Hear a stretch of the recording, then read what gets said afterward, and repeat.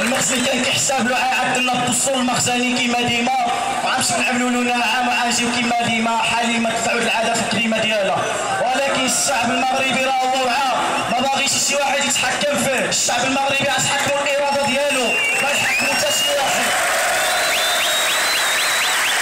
إلا كنا حنا واعيين في الله خرجنا من اجل الحقوق ديالنا ومن اجل المطالب ديالنا العادله والمشروعه، ما خرجنا لا نهرس ونحد ولا ندي ونحدد شي حاجه. حنا قانعين باللي عطانا الله، ما بغينا لا فيلا ولا كلب ولا عماره ولا والو.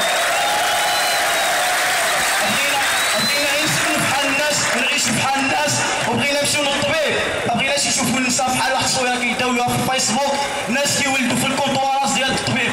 وهذا اللهم هذا منكر. بغينا الصحه، بغينا التعليم، ما بغيناش يبقاو 50 جالسين في القسم و70 طالعين في الطرابيه.